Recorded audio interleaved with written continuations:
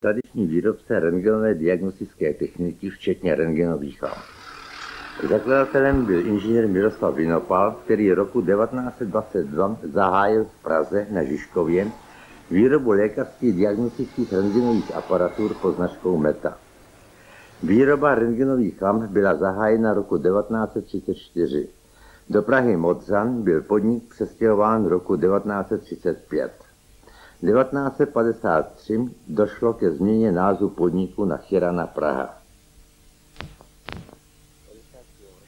Napájecí multipulzní zdroj řízený procesorem.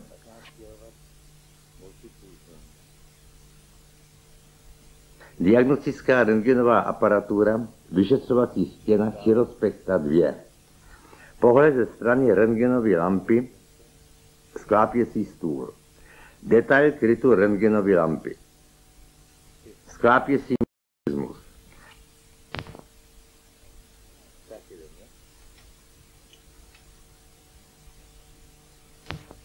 Clonový systém rentgenové lampy, horizontální a vertikální clony. Nosič kazet.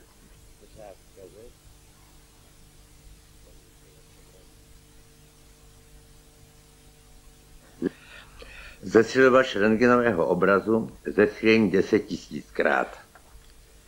Multipulzní pojízdná rentgenová diagnostická aparatura MP30 pro skiagrafii. Ukázka manipulace s aparaturou, ovládání ramenné rentgenky a její natáčení. S aparaturou lze přijet k lůžku pacienta, kazetu s filmem zasunout pod pacienta a pořídit snímek. Či se s tím dá zajít přímo k lůžku, jo? Rentgenové lampy, slonový systém, jeden, jo? Ovládání slon, natáčení rentgenové lampy. Se slonového systému. Horizontálních a vertikálních detail pohybu horizontálních a vertikálních slon. Aparatura je snadno ovladatelná, lze s ní zajet například do výtahu a má ruční brzdu.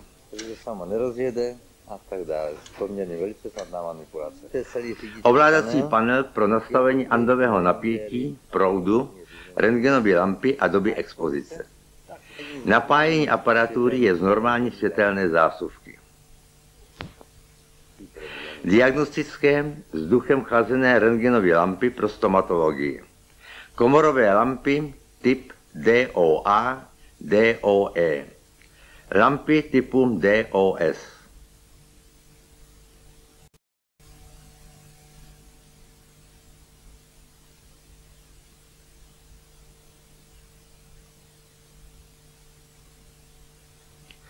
Rentgenová lampa s rotační anodou. Po stranách jsou stomatologické lampy. Rentgenová lampa je složena z těchto základních částí. Katody, tvořené wolframovou spirálou, vyžhavené do bílého žáru proudem stopného zdroje. Anody, připojené na kladní pól vysokonapěťového zdroje, jehož záporný pól je spojen s katodou. Tyto součásti jsou umístěny ve vysokém váku v plášti lampy. Elektrony, termicky emitované z katody, jsou urychleny elektrickým polem mezi katodou a anodou a dopadají s velkou rychlostí do ohniska na anodě. Kinetická energie, kterou získají elektrony průletem tímto polem, více než 99% elektronů promění po jejich dopadu na anodu v energii tepelnou, zbytek elektronů promění svoji energii v rentgenovo záření. Lékařská rentgenová lampa s rotační anodou. Elektrony dopadají na sešikmený obvod wolframového anodového talíře, který se otáčí rychlostí cirka 3000 obrátek za minutu. Neustálou změnou polohy zasaženého kovu anody dochází k jejímu rovnoměrnému ohřevu. Při delším provozu lampy dosahuje teplota anody bílého žáru v okolí 1000 stupňů Celsia. Teplo se odvádí sáláním do okolního prostoru. Anoda je umístěna uvnitř lampy na společné ose s rotorem, který je roztáčen točivým magnetickým polem vytvořeným ve vynutí statoru napájeným třífázovým proudem. Stator z vnějšku na tubus lampy a tvoří s rotorem uvnitř lampy třífázový elektromotor. Životnost lamp závisí na kvalitě používaných materiálů, které nesmějí za vysokých provozních teplot odplyňovat a tím zhoršovat vysoké vákuum vnitřku lamp. Proto je ve výrobním závodě prováděno vakuové tavení a odlévání potřebných materiálů pro součástí lamp ve vakuových pecích. Celkový pohled na vakuové pece.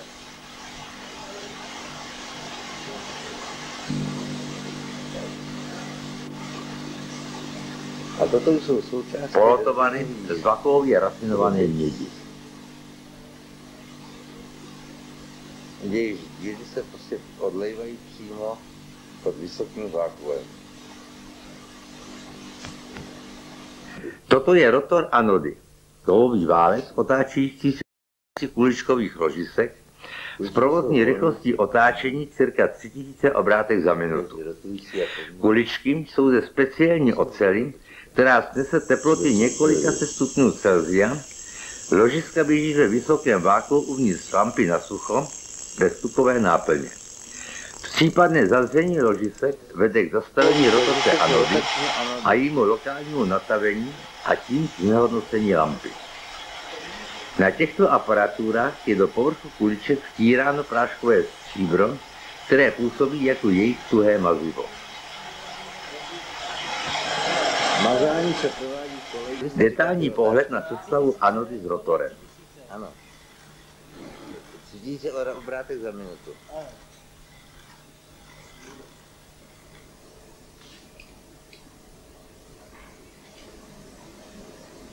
Detail katod. Katoda tvoří samostatný složení z několika dílů s vakuovým skleněným nátamem ve tvaru misky, pomocí něhož je provedeno spojení katody s pláštěm lampy. A teď to zavřete, prosím vás.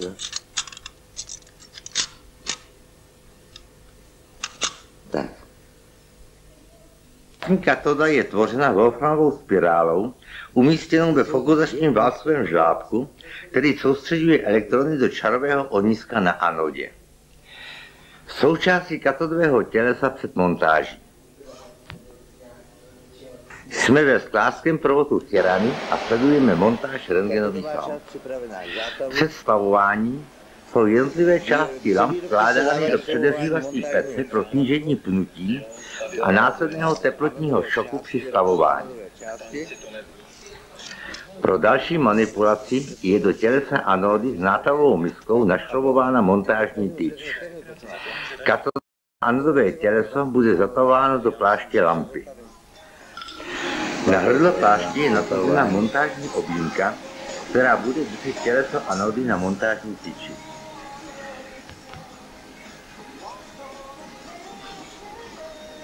Pláště lamp s nasazenými objímkami.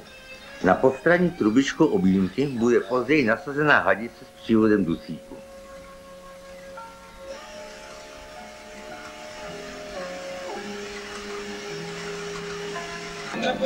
Do pláště je nasunuto těleso anody, nesené montážní tyčí, která je šroubem upevněna v objímce pláště. A toto je vlastně lampa drží ještě přípravku, ano, který fixuje anodovou část dalším sklem. Anodová část se bude přitahovat později. Plášť lampy s anodou, nesenou tyčí, je upnut do levé části tzv. Sklářského soustruhu a přesně vycentrován při rotaci. Centrace přibližná.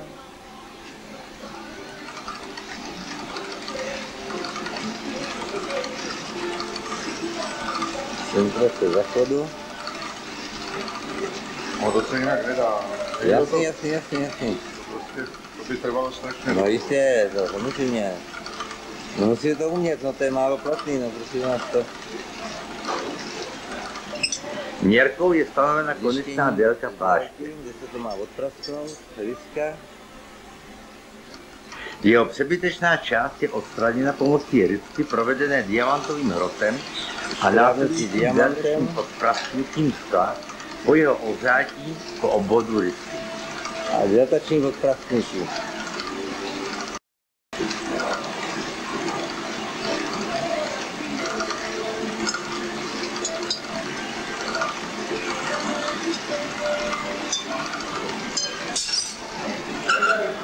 Do pravé části soustruhu je nasazena montážní tyč, na níž je našroubována katoda.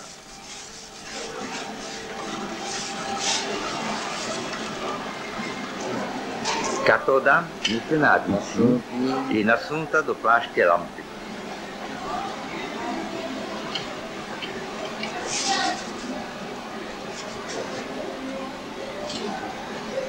A to centrování. Její poloha v plášti je nastavena měrkou. Začátek stavování katodového nátavu s pláštěm lampy. Předehřátí plamenem plynu míchaného rovnoměrnosti ohřevu je dosaženo rotací stavovaných částí. Plášť lampy je profukován dusíkem, který vytlačí vzduch a chrání součástí lampy před oxidací.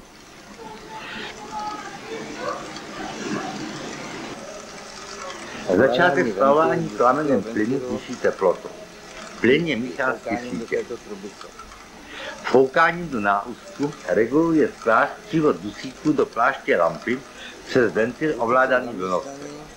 Po vzniknutí skel jsou okraje pláště a katodového nátavu přitlačovány k sobě nástrojem s grafitovou destičkou.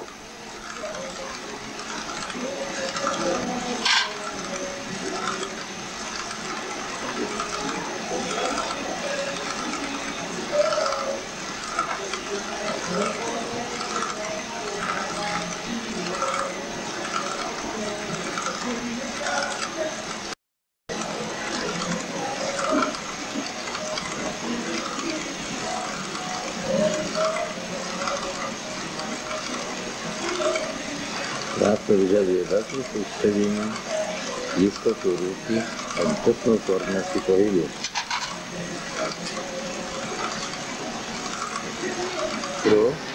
Dusík je do pláště lampy přiváděn touto trubicí.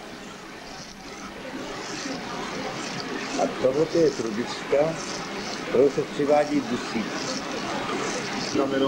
Ventily pro rozvod plynu. Vnitřním přetlakem dusíku, ovládaným ústy skláře, je zevnitř formulován zátav.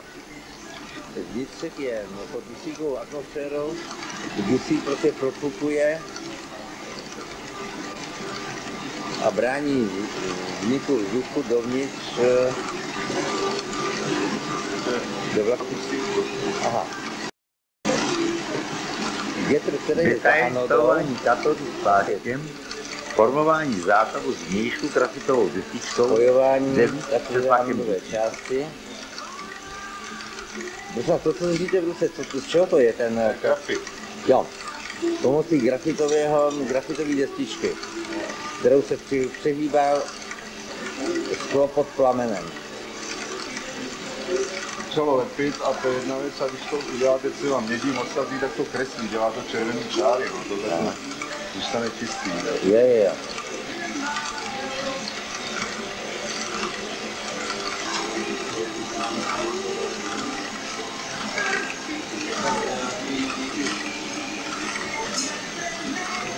Dorovnání.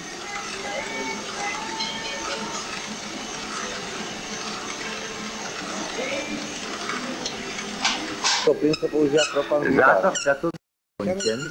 Z katody je odšroubována její nosná tyč. To mám s kyslíkem, když to temperuju, tak se vzduchem. Míchá se pro zátav je temperován plamenem s nižší teplotou. Teď to probíhá temperování. To mám jako samotný čoudí vlastně. Jo. Zastováním rotace v určitých polohách katody dochází k jejím malým pohybům, účinkem její váhy a měkkosti žhavého zátavu. Postupným natáčením, přihříváním zátavu je dosaženo přesné geometrické polohy katody vůči anodě. Ano. Jo, ano. A případně využíváte i gravitace váhy teda ve vzniklém skle, tak aby to všechno pasovalo. V závěru prací je prováděna temperace a dochlazení. Pozdější korekce jsou nemožné. Výjimutí lampy ze soustruhu, vizuální kontrola rovnoblížnosti povrchu katodového nástavce s povrchem anody. Následuje nastavení čerpací trubice do katodového svaru. A příprava a nasazení evakuace. Trubice objímky je připojena na hadici s dusíkem ovládaným nožním ventilem. Ostrým kyslíkovým plamenem je lokálně ohřáto místo budoucího nátavu do měkkého stavu. Vytvoření otvoru.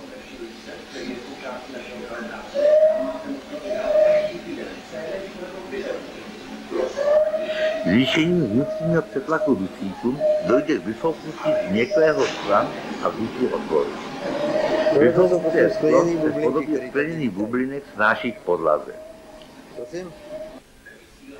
Na otvor je natahována čerpací trubice a rovnána za měkkého stavu.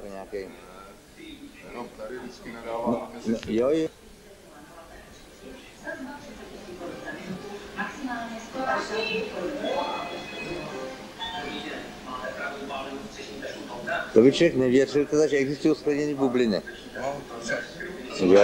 Ano. Skleněné bubliny jsou jistým problémem, hygienickým problémem, protože vlastně znečišťují vzduch a vlastně teda je to skleněná kontaminace plic. No to patří ke krásám a rizikům podnikatelského života. Následuje temperování zátavu. Všechny tyto záběry dokumentují zvláštnou schopnost zacházejí se žhavým, nejprve měkkým, ale v zápětí křehkým skleněným materiálem.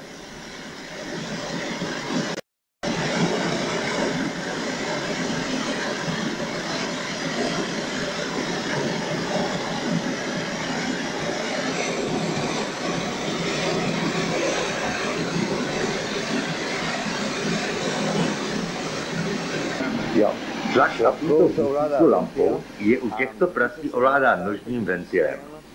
Tak, aby dusík potom vyfukuje teďko trubičkou. To ovládání se dělá buď šlapkou, nebo při na soustruhu i ústy pomocí přetlaku vzduchu přes vlnovec. Po ukončení temperování je na objímku nasazena hadice s konstantním průtokem dusíku a polotovar lampy je uložen k vychladnutí do dřevěného lůžka. Do držáku. A to je vlastně stavení. Následuje spavování pláště lampy s anodovým dílem. Lampa s stavenou katodou je nasazena do levé strany soustruhu. Dusík je přiváděn do lampy čerpací trubicí. Tentokrát se dusík. Následuje centrování lampy. Je patrno otáčení anody účinkem saturačních sil,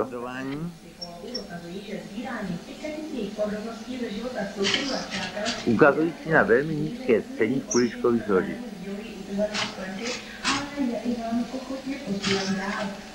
Uvolnění anodové tyče z oblížení a jejich stažení. Upevnění anodové tyče do pravé části soustruhu. Detail obnaženého konce pláště a misky anodového dílu. Nezatavená anoda.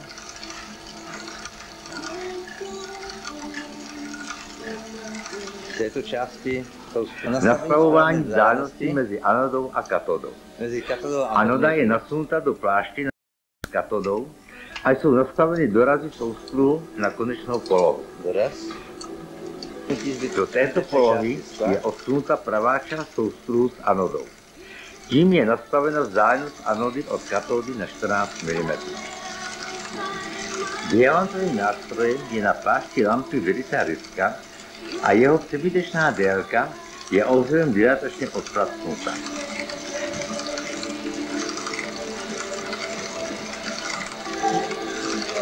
Anodová miska a okraj pláště je předeřát a zapavován horkým plamenem. Připravená katodová obě části zátavu, kde to vytemperuje.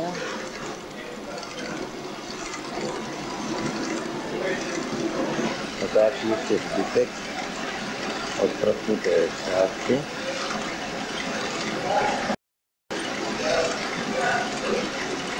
Temperace a vyknutí obou částí. A následuje vlastní povolování zvenku grafitovou destičkou a řízení tlaku dusíku ústy. Vnitřu před tlakem dusíku regulovaným tlakem vzduchu pomocí nátavu.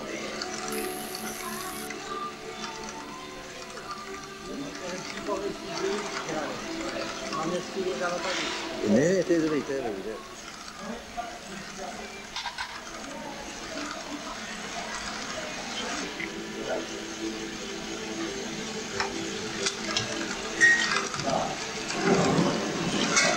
A opět temperování. Po provedení zátavu následuje obvyklé temperování.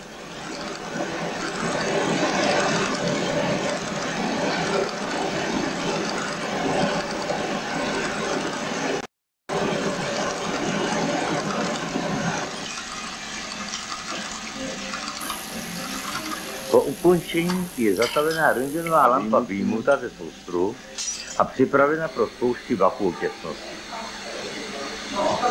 Po provedení zátavu jsou lampy podrobeny zkouškám vakuum těsnosti heliovým hledačem netěsnosti. Zkouška spočívá v odčerpání vzduchu z prostoru lampy, nasazení hadice spojené s vývěvou a digitálním vakuometrem. Otevřením vakuových ventilů začíná odčerpávání vzduchu. Zkouška katodového zátavu. Při relativně vysokém tlaku vzduchu je v lampě pomocí vysokofrekvenčního vysokonapěťového generátoru ve tvaru pistole vybuzen elektrický výboj. Dle jeho barvy lze usuzovat na velikost tlaku, dle jeho prostorového rozložení lze identifikovat případné praskliny zátavu. Heliová zkouška katodového zátavu. Trubičkou této pistole tryská pod tlakem helium na sklo lampy. Je-li v tomto místě prasklina, nasaje se helium do prostoru lampy a vakuovou hadicí do prostoru vakuometru, kde je identifikováno. Tím lze lokalizovat místo praskliny. A kontrola heliovým indikátorem. Podobným způsobem jsou prováděny zkoušky andového zátavu.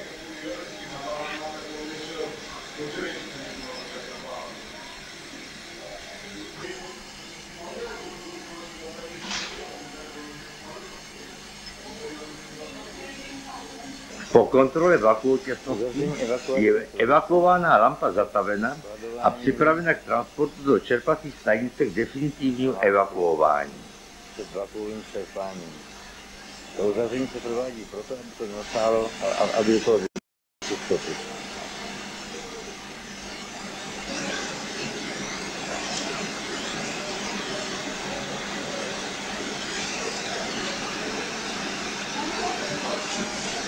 Závěrečnou operací je odšroubování andové montážní tyče a uložení lampy pro transport do čerpací stanice.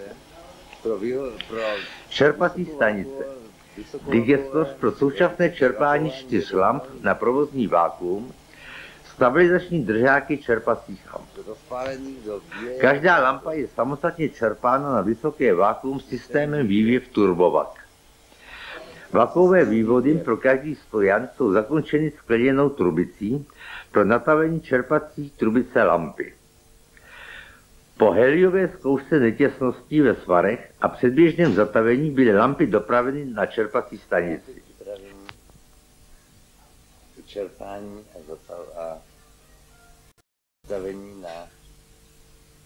První operací je otevření zatavených konců trubic vývěv a čerpacích trubic lamp a jejich úprava na vhodnou délku pro stavení.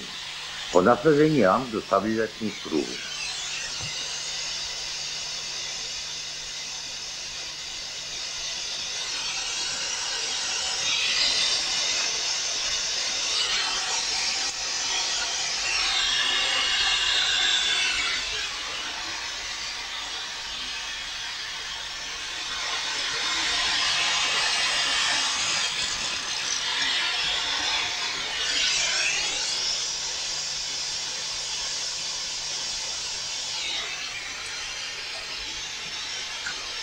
Po odmítnutí správných délek evakuačních trubic lamp jsou do jejich otevřeného ústí sklepávány eventuální hlubší jako mikroskopické úlomky skla, kovové pelinky a podobně, odkud mohou vypadnout ven. Po sklepání po lampy uložení do stojanů a připravení ke stavení jejich čerpacích trubic s trubicemi výběr. Ano, jasně. Začíná stavování čerpacích trubic lamp s trubicemi vývěv. Operace začíná předehříváním konců trubic s méně horkým plamenem, potom následuje ohřev horkým plamenem.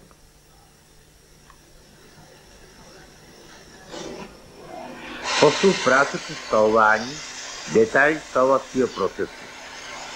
Při stavování skla hrají velkou roli síly povrchového napětí nataveného skla.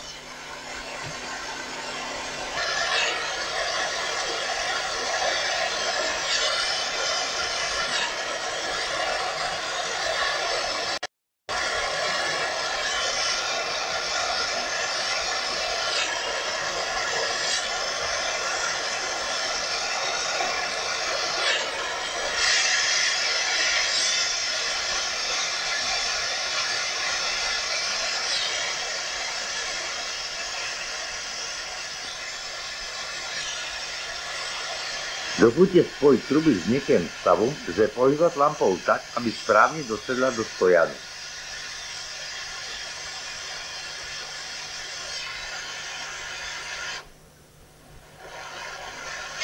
Stavování je ukončeno temperací spoju.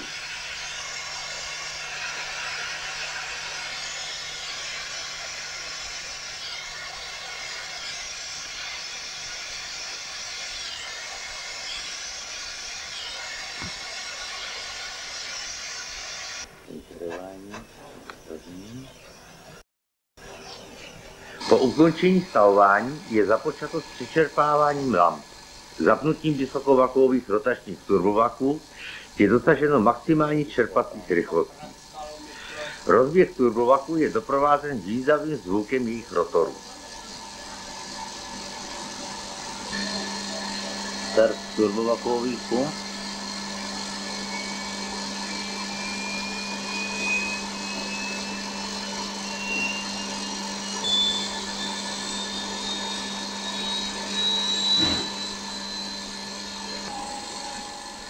Na začátku čerpání je provedena zkouška netěsnosti spojů trubic s vysokozfrekvenční vlakovou zkoušečkou.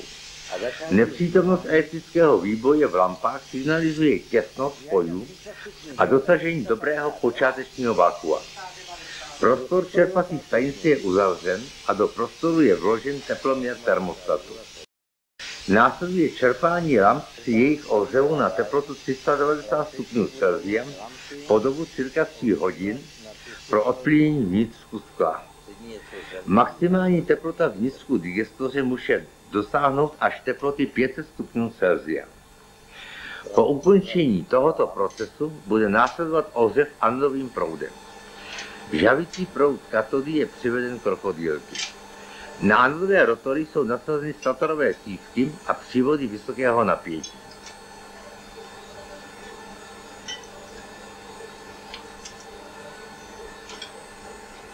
Nasazení cíle.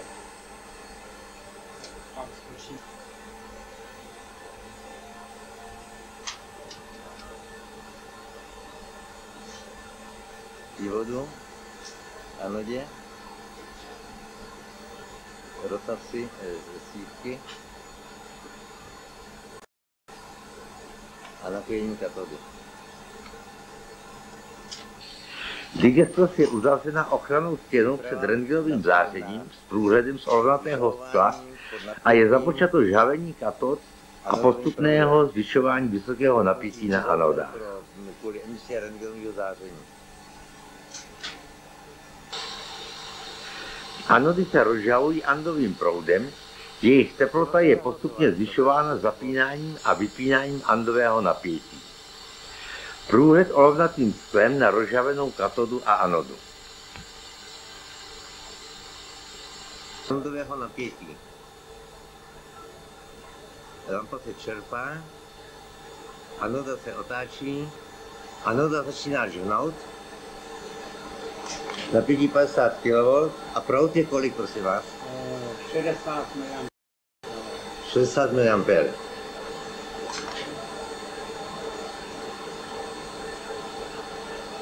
A neustále se čerpá.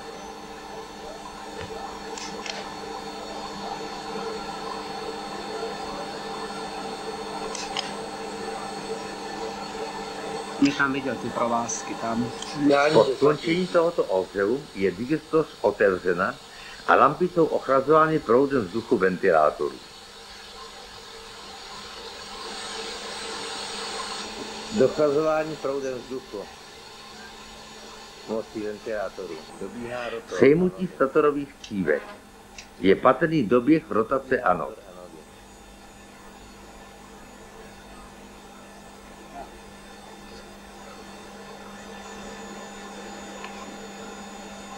Volně setrvačnosti. Bude následovat opakovaný ohřev disků anod proudem vysokofrekvenčního generátoru. Do polohy anody lampy je nasazena indukční cívka generátoru. Výřivými proudy, indukovanými v disku anody, dochází k jejímu ohřevu do červeného žáru, a to za neustálého čerpání. Ohřevem dochází k odplynění materiálu anody a odčerpání těchto uvolněných plynů. Po ohřevu následuje volné ochlazování a opakování celého procesu.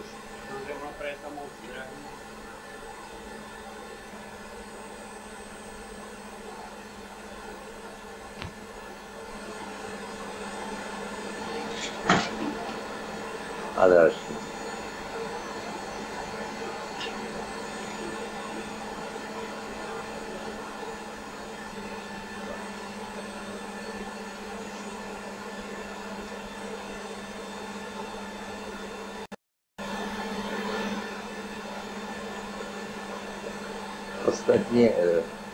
Ostatní lampy postupně chladnou.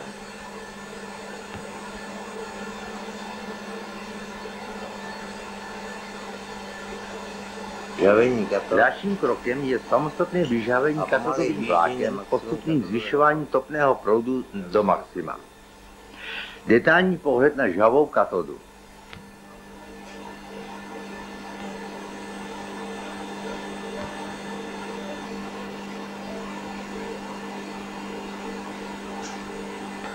Panel ampermetru měřící topné proudy.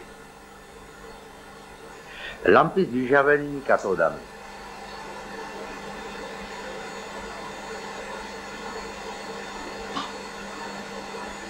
Žavení katod. A přižávání Následuje opět vysokofrekvenční ohřev anod.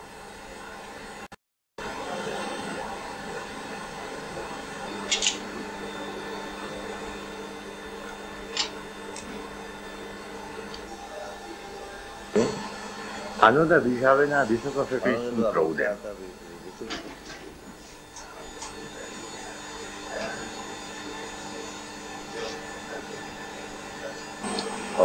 Po odplyňování anody následuje odplyňování pláště katody vysokofrekvenčním ohřevem. Vzhledem k asymetrii tělesa katody dochází k jeho nerovnoměrnému ohřevu. Následuje nový cyklus ohřevu anodovým proudem, nasazení statorových cívek, uzavření digestoře, ochrannou stěnou před rentgenovým zářením. Nový, řízený ohřev anodovým proudem za zvýšených parametrů. Žhavá anoda, anodové napětí 55 kV. Anoda se postupně rozžhavuje anodovým proudem.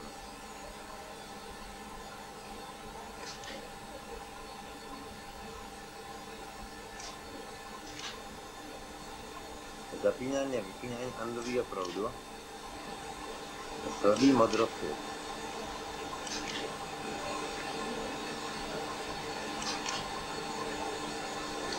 Ta první lepší.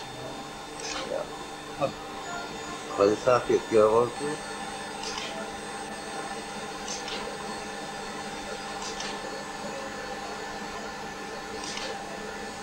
Otevření a Ukončení ohřevu anodovým proudem. Chlazení lamp.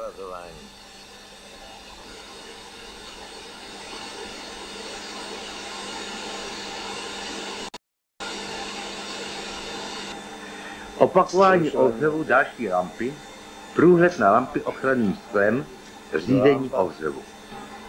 Pracovník pozoruje průhledem lampu, zda v ní nedochází k nežádoucím vývojům, nasvědčujícím na nedostatečné odplynění. Odpojení vysokého napětí, otevření. Opakování chladicího cyklu. A postupně Následuje nový vysokofrekvenční ohřev anod do bílého žáru při zvýšeném výkonu generátoru. při zvýšeném výkonu do bílého žáru. A tady je ohřev. Další lampa. Bílý žár. Opakování cyklu, ohřev, ochlazení, ohřev, ochlazení. Zapnutí.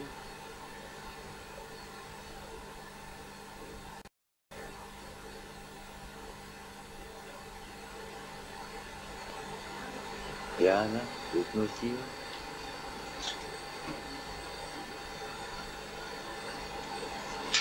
A znovu nový cyklus.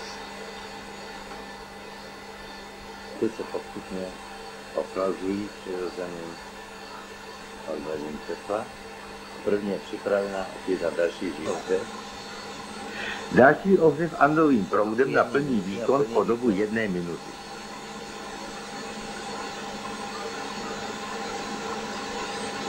Druhá na druhou plný výkon. Ne, už jsou tam ty provázky. Další plný výkon.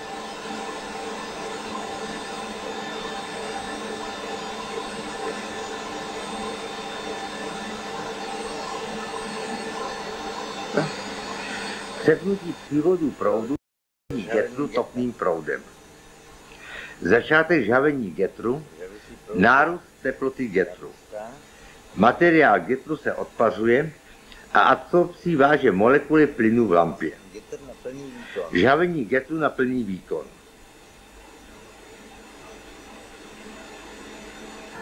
Opakování vysokofrekvenčního ohřevu katodových těles na maximální teplotu, která však musí být nižší než teplota odpaření kovu tělesa. Vysokofrekvenční ohřev katodového tělesa v detailu. Katodového tělesa.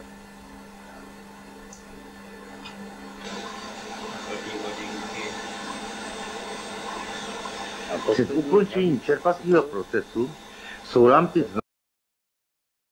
znovu podrobeny kontrole anodovým proudem na plný výkon. Pohled na lampy ochranným sklem. Při vnitřku lamp se nesmí objevovat nežádoucí vývoj. Před odstykem. Snímání statorů a ochlazování lamp před odstavením evakuačních trubic. Zapalování hořáku pro odstavení evakuačních trubic. Sledujeme postup práce při odstavení evakuační trubice. Předehřívání trubice v místě jejího zátavu.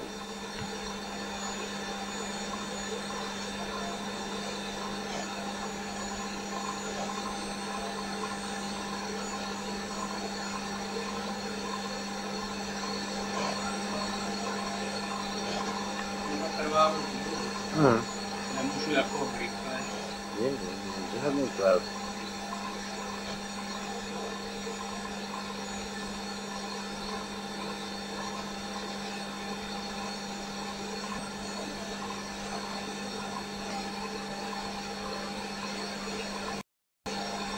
Měknutí skla a postupné zaškrocování trubice účinkem atmosférického tlaku.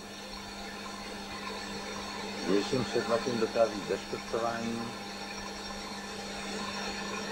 Konečné uzavření trubice zvednutím lampy ze stojanu. Úprava zátavu a jeho temperování. Úprava ještě konce trubice.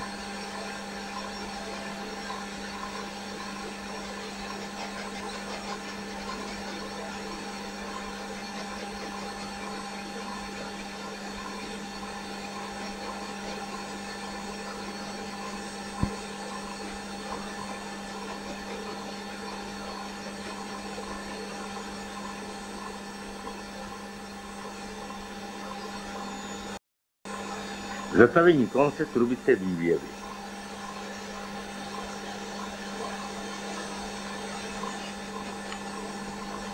Si se u toho zadejchám. Na odstavení další lampy sledujeme proces zaškrocování a uzavření evakuační trubice v detailu.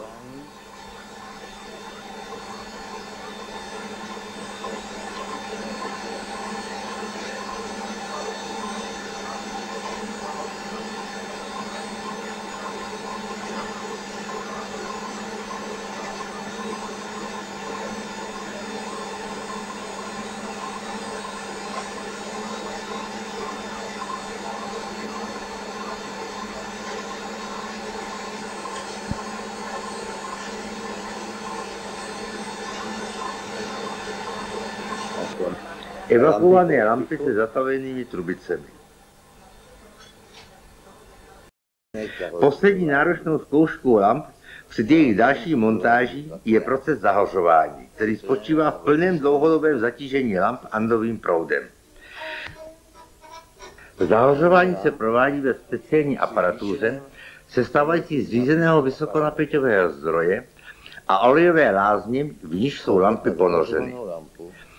Pohled kontrolním ochranným průzorem na zahořovanou lampu v olejové lázni při andovém napětí 170 kV.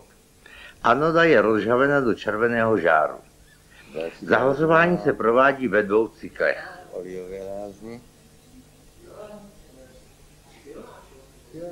Ano. Víření horkého oleje nad lampou. Nad lampami. V tomto zařízení je na katodovou stranu lamp nalepen držák ve tvaru válce z umělé hmoty, pomocí něhož je lampa držena v provozním krytu rentgenové aparatury. V rentgenové diagnostické aparatuře je lampa umístěna ve snížím krytu. Pohled na lampu v rozříznutém demonstračním krytu. Kryt lampy je naplněn transformátorovým olejem. Držák statoru roztáčejícího anodu. Nový rozříznutý kryt rentgenové lampy.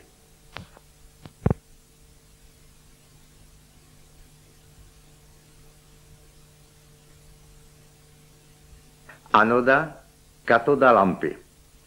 Výstupní okénko.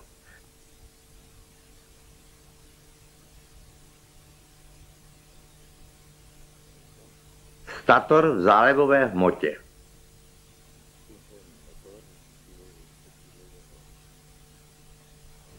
Detailní pohled na anodu a výstupní okénko.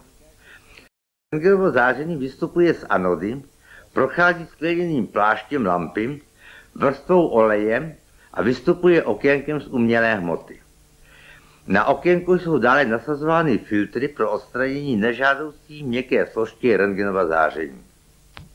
Otvory kabelových konektorů pro přívody andového a žhavicího napětí. Rentgenová lampa v krytu s clonovým systémem. Kryt lampy s clonovým systémem na rameni mobilní rentgenové aparatury MP30, umožňující jeho natáčení do libovolné polohy.